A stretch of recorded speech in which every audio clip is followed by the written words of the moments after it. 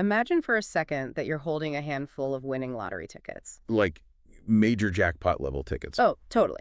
You know they're going to pay off massively, but there is a catch. There's always a catch. Right.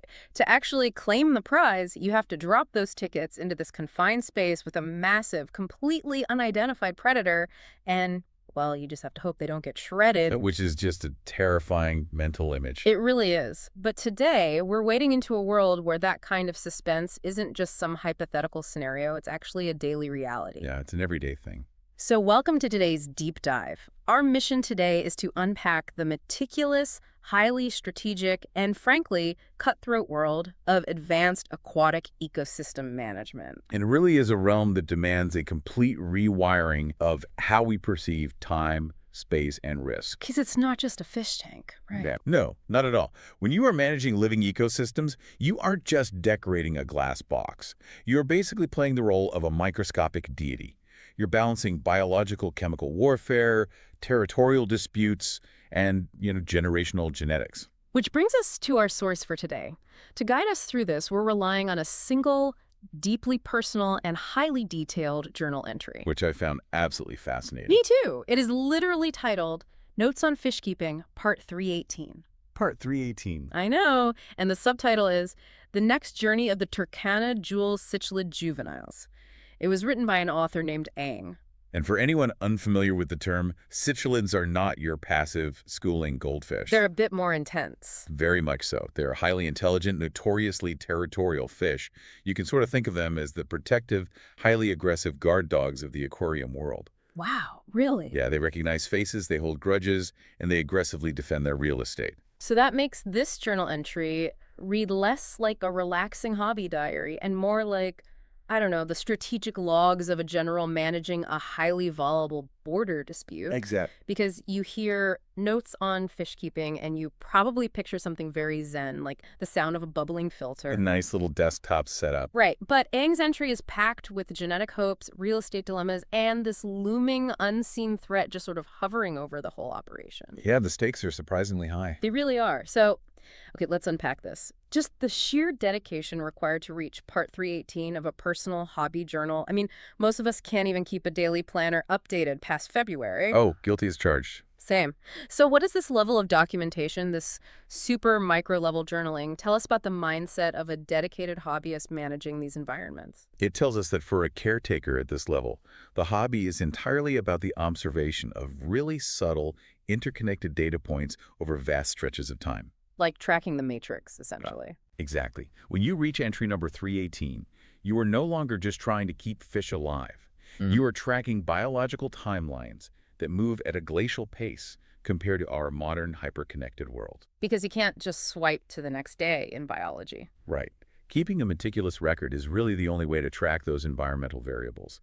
We're talking water chemistry, behavioral shifts, growth rates, and you're tracking them over months or even years. Ang is essentially acting as the historian of a self-contained universe. And that brings us right into the immediate focus of this specific entry, which is the current state of a new generation of fish. Right, the juveniles. Yeah, Ang is raising this batch of Turkana Jewel Cichlid juveniles. And Ang notes that they are growing larger, but right now their coloration is, quote, relatively dull. Which is very standard for that age. Yeah, though Ang writes there is this hope that some of them will inherit good genes, to show vibrant coloration as they grow. But Ang admits it's currently, quote, too early to tell. Right, because that dull phase is incredibly common for cichlids in their youth. It's like camouflage, right? Exactly. In the wild, if you are a tiny, brightly colored fish, you are a very visible snack. So being dull is literally keeping them alive. Yes. The vibrant colors in cichlids are generally linked to sexual maturity, dominance, and territorial display. So until they are big enough to defend themselves, biology just keeps them camouflaged and drab. I look at that and I immediately think about the awkward teenager phase. Oh, for sure. You look at a middle school yearbook and everyone is kind of in this waiting period, just hoping for that eventual glow up. We've all been there. We really have. But I struggle with the caretaker's role in this. I mean, in a world with instant gratification, sitting in front of a glass box for months just waiting for a fish to change color, that sounds agonizing. It does take a lot of patience. So I have to ask, is this extended waiting period just crossing your fingers for good genetics? Yeah? Is that a test of endurance? Or is this anticipation actually the core appeal of the hobby for someone like Yang? What's fascinating here is how this entry completely flips our modern expectation of a transaction. For a fish keeper at Ang's level, the waiting is not a bug in the system. It is the entire feature. Oh, wow. So the waiting is the point. Right. This is the genetic lottery in action. Think about the biological mechanism at play here.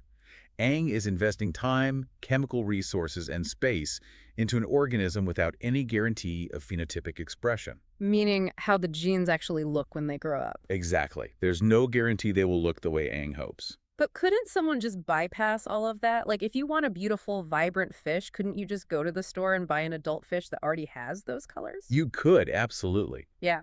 But that removes you from the biological process. Buying an adult fish is just a guaranteed transaction. It's like buying a painting instead of painting it. That's a great way to look at it. Raising juveniles is an investment in biological potential. When Ang says it's too early to tell, there isn't any frustration in that statement. It's more like excitement. Yes, there is deep anticipation. Accepting that lack of control and letting biology reveal itself on its own schedule based on the environment you provide, that is where the mastery lies. You aren't buying a piece of art. You are cultivating the canvas. That reframes it completely. The reward is actually participating in the unfolding of that life. Exactly. But knowing that these specific fish carry this immense unlocked genetic potential, that makes Ang's next problem absolutely terrifying. A real estate issue. Yes, Yeah. because to unlock that potential and get those vibrant colors, they need to grow. And to grow, they need a bigger tank. Which brings us to this massive real estate dilemma. And real estate in an aquatic ecosystem dictates literally everything. Growth, behavior, aggression, and ultimately survival. Right. And Ang explicitly notes that because these juveniles are growing, there is a strong consideration to move them to a larger outdoor pond. And the reason given is purely biological. It would provide a, quote, faster growing environment. Which is very true. Before we get to the scary part of this plan, can you explain the mechanics of that? Why does a bigger pond automatically equal faster growth? Well, in closed aquatic environments, physical water volume directly correlates to biological growth, and it all comes down to chemical suppression. Chemical suppression, like they're drugging themselves. Kinda, yeah. Fish naturally release growth-inhibiting hormones and pheromones into the water as they live. In the wild, a river or a massive lake constantly washes those hormones away. But in a tank, they just build up. Precisely. If the water volume is too small, those hormones concentrate. The fish's own biology detects the confined space through these chemical markers, and it literally stunts its own physical development to prevent outgrowing its resources. That is an incredible survival mechanism. It really is. So Ang's logic is perfectly sound here. To get these fish out of their awkward phase and unlock their genetic color, they need more water volume to dilute those inhibitors. Okay, so biologically, the move makes perfect sense. But here's where it gets really interesting. And honestly, this is where I have to push back hard on Ang's plan. Okay, let's hear it. Because there is a massive glaring catch to this outdoor pond idea. Ang writes that this specific pond is already occupied. Yes. And it is occupied by a single large cichlid.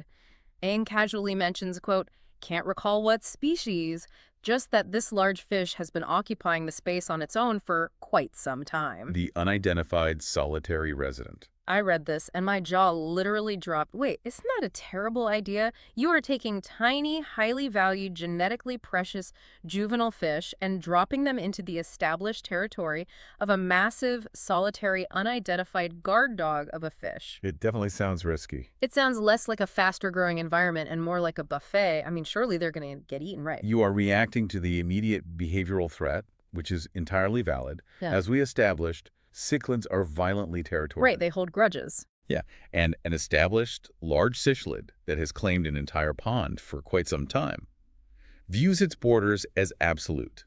It doesn't see new fish as roommates. It sees them as snacks. Exactly. It views any newcomer as either a direct threat to its resources or as a very convenient food source. So why on earth would Ang even consider this move? Because it is a complex risk and reward calculus. Ang is balancing the behavioral threat of the large cichlid against the chemical threat of the small tank. Oh, I see. If the juveniles stay in their current tank, their growth stalls, their development halts, and that genetic potential is ruined by their own hormones. But if they move to the pond, they might get eaten. It is a biological rock and a hard place. It literally is the lottery tickets into the predator tank analogy. So what do? Do you just flip a coin and hope the big fish isn't hungry today? This is where we see the brilliance of a seasoned caretaker. Look at the specific action Aang takes in the journal entry. Right. Aang doesn't actually do it yet. Exactly. Aang doesn't rush the move. The entry reads, "Let's see how this goes in the coming week." Aang hits pause. Yes. Delaying the decision is a highly calculated active strategy. When faced with a high-stakes ecological merger, an amateur acts impulsively. Like they just panic about the stunted growth and dump the fish in the pond. Right, just hoping for the best. But Aang deliberately buys time. What does a week actually buy you, though? Is a week going to make them big enough to fight back against this monster fish? Not fight back, no.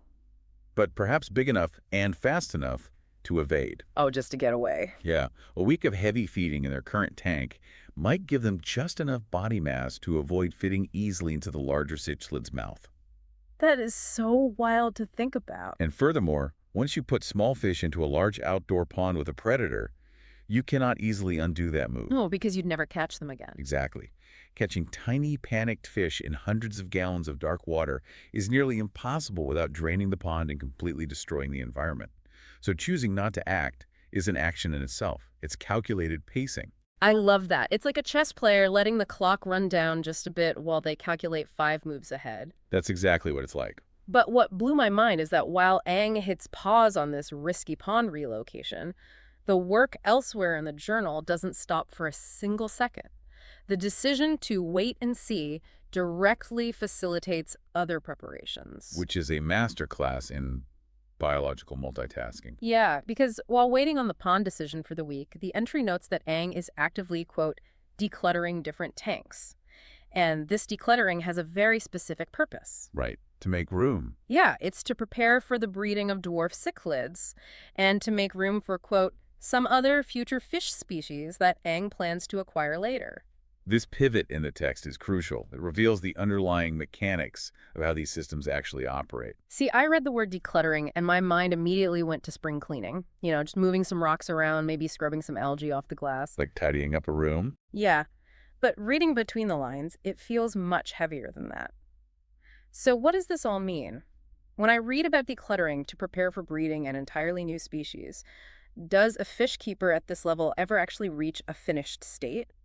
Or is this just proof that the hobby is an endless loop? If we connect this to the bigger picture, Aang's journal entry completely dismantles our standard definition of a completed project. Because there isn't one. Right. In most hobbies, there's a finish line. You build a classic car, you restore the engine, you paint it, and you park it in the garage. It is done. Right, you take some pictures and move on to the next car. Exactly. But an ecosystem defies completion because life is fundamentally dynamic. What Aang calls decluttering is actually the highly technical management of biological carrying capacity. Okay, define carrying capacity for me. Carrying capacity is the maximum population size that a specific environment can sustain indefinitely. It's about managing biomass. Every fish produces waste ammonia specifically. And ammonia is toxic, right? Highly toxic. In a tank, beneficial bacteria consume that toxic ammonia and convert it into safer compounds. That bacteria is your biological filter. So it's not really about physical swimming room, it's about the water's ability to actually process the waste. Exactly. I like to compare it to running the kitchen of a high-end restaurant. You aren't just making tables available in the dining room, you have to manage the flow of the kitchen staff. The staff is the biological filter. Oh, that makes sense. If you seat too many people at once, meaning you add too much biological mass, the kitchen crashes, the staff can't keep up, the orders back up, and the restaurant fails. In an aquarium, if the biological filter crashes, the water turns toxic in hours. Wow, that makes the stakes of decluttering so much higher. Aang isn't just tidying up. Aang is intentionally creating biological voids. Precisely. Aang is pausing the stressful pond transfer so the biological kitchen has time to adapt. Pacing the orders, basically. Yes. By preparing for the dwarf cichlids and those unnamed future species, while still managing the Turkana juveniles, Aang demonstrates that maintaining an ecosystem is an ongoing cyclical process of reallocating resources. You're just constantly shifting things around. Because you cannot add to a system at maximum capacity without causing a collapse. Therefore, the caretaker's primary job is constantly making space for new life. Making space is the primary job. That completely changes how I view this whole thing. It isn't a project, it's a daily practice of balancing life. It really is a lifestyle. And honestly, this brings the entire deep dive right back to you, the listener, because as we were unpacking this, I realized something profound. Even if you never own a fish tank in your entire life, even if you don't know the first thing about the nitrogen cycle or water parameters, Eng's methodology in Part 318 is highly applicable to everyday life. Oh, without a doubt. The principles of biological carrying capacity and risk management translate to almost any system we interact with, from business to our own mental health. Exactly. Think about it.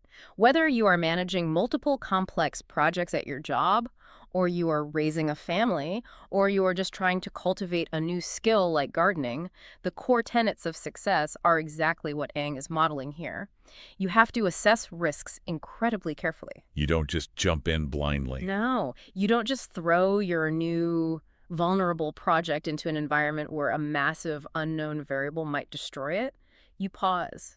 You wait and see. You give it a week to grow a little stronger. You manage your own carrying capacity, basically. Yes. You have to constantly prepare for the future by intentionally creating those voids. Growth requires intentional voids. That's a great way to put it. You declutter your schedule, your mind, and your resources to make room for the new things you want to cultivate. If your life is already at maximum capacity, new ideas and new relationships will just crash your system. The kitchen gets overwhelmed. Exactly. And above all else, you have to have the sheer patience to wait for those vibrant colors to develop on their own timeline. You cannot force good genetics or good ideas to bloom faster than nature intended. You really have to respect the underlying mechanisms at play. You have to accept that sometimes it truly is just too early to tell, and learn to find comfort in that uncertainty. Finding comfort in the uncertainty is the ultimate takeaway here.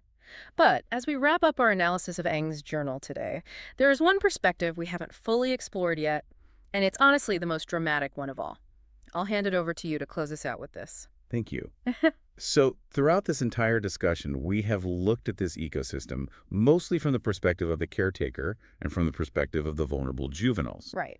But consider the psychology of the unknown roommate. The big fish in the pond. Exactly. Based entirely on Eng's meticulous notes, we know this single large cichlid has been living completely on its own in that outdoor pond for quite some time. Think about what that means biologically. Total isolation. Yes. This solitary creature has established total environmental dominance. It knows every shadow, every rock, and every current in that water. It has zero competition for resources, and it has settled into a psychological baseline of absolute territorial isolation. It is the undisputed king of a quiet kingdom. So what happens when the kids show up? Well, that's what I want to leave you with, a provocative thought to explore on your own. If Eng ultimately decides to go through with his transfer next week, how does that sudden invasion alter the ecosystem? It's a huge disruption. Massive. How does a solitary dominant creature, accustomed to absolute silence and control, react when its sanctuary is violently flooded with a whole batch of chaotic, energetic, fast-growing Turkana Jewel Cichlids juveniles? Will it just eat them? Or does the large resident adapt and learn to tolerate the new generation? Does it instinctively defend its borders and eradicate the intruders? Or does the sheer numbers and kinetic energy of the youth shatter the established routine of the solitary king, forcing a complete renegotiation of how life in that pond exists? It's like a soap opera in a pond. It really is. We often think of nature as something we can carefully manage. But the truth is, once the pieces are in play, biology writes its own script. So true. Thank you for joining us on this deep dive into Eng's aquatic world. Keep making intentional voids for growth in your own life, and we will catch you on the next deep dive.